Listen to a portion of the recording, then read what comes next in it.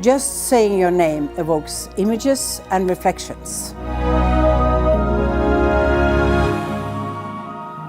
For me and for countless others, you are also an institution.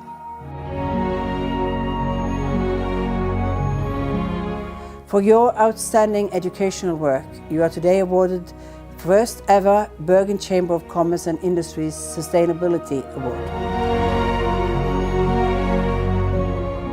Like our planet, you are unique. There's only one David Attenborough.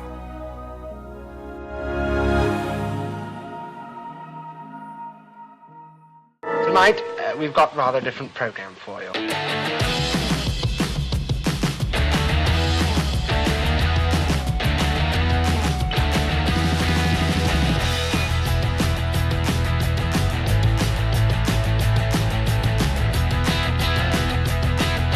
There is more meaning and mutual understanding in exchanging a glance with a gorilla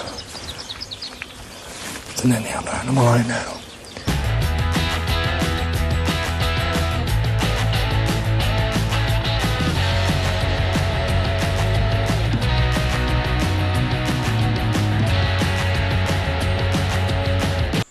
Very striking when you sit as close to an orangutan as this to see how similar they are to human beings.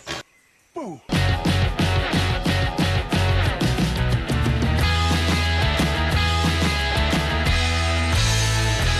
This snow is not white.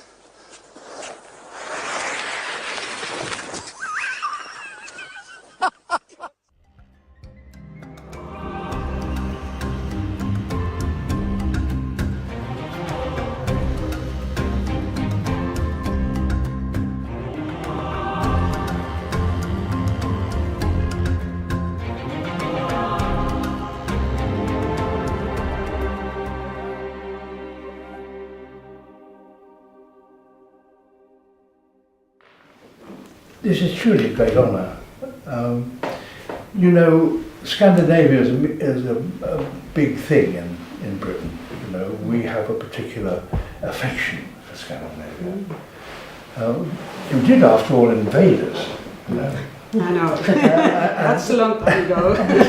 Yeah, but a lot of people, including me, it's a slight boast to say that we had Viking somewhere in our ancestry. That there are Vikings who come from Scandinavia.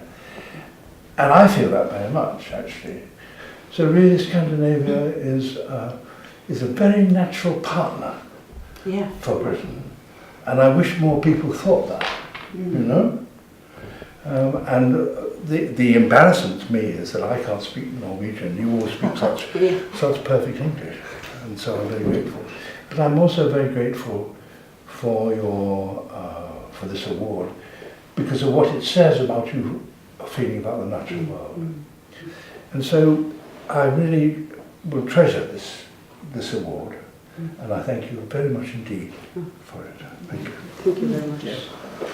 Even though we experience these fantastic images through television, you have the rare ability to make us feel that we are there.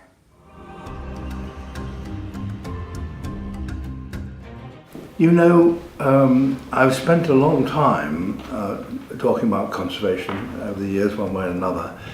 And at the beginning, people, I think, thought, you know, he's a bit, you know, he likes animals. That's okay, but why make a big fuss? And things have changed. And not before time. I mean, time really is running out. And we may do it. You know, we may, we won't save the ice cap, I don't think, but there we are. Do you think that the business community, that the business leaders can step up and take a more leading role as well? Well, in democratic countries, yes. Yes. And we live in our country and my country, and a lot of the world is democratic. and and politicians have to take notice of what the public say. I hope, and that is the one hope that we have. Of course, it could be that the less democratic countries also leaders they have an intelligent understanding of what's happening, and that they will actually grasp unhappy facts as quickly as people are doing. It would be easy for them to deny it and say it doesn't happen, it doesn't matter, and we won't take any action because it costs money. But that is becoming a less and less tenable situation. The risk management to do investments, you need to be able to see what's happening here. So the business community needs stability more than anyone. Yes, but you know, the big firms, big international organizations are seeing the writing on the wall. Yeah. They really are. And are taking steps to do things about it. They're very big companies. And I think they will pull on others along with them. And I sincerely hope so, because it's now becoming a fact that you can't deny. Yeah. And people who buy the products of these big companies, they are demanding that this should happen. And I know that you earlier have also said something about how important it is to educate women. Yes, I hope that but the evidence is that if women are given the vote, if they're given proper educational facilities, if they have proper medical facilities, they will actually decide that they will not have 20 children. And 20 children is not an imaginative figure. I mean, there were in Britain, in the 19th century, I was reading a biography of a 19th century writer. He was the 19th of a family of 20. Yeah. Can you imagine? Yeah, yeah, and it's poor impossible woman, for a woman to imagine how that would be. And it was taken for granted that many of the children would die at an early age. Well, that doesn't have to happen anymore. So David, when you look back from you started in television, everywhere you have gone, everything you have seen, experienced and learned, up until to the situation today, what do you think of the future?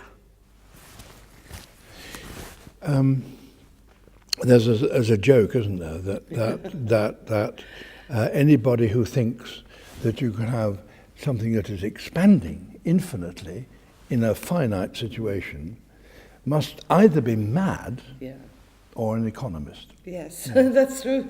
That's true. And so our economic theories have to change. And our economic philosophies, that expansion is what you have, and to have at all times, everywhere, that has to change. It cannot go. The world can't sustain it. It has to change. I think that will be the last word. I so agree with you, and thank you so much.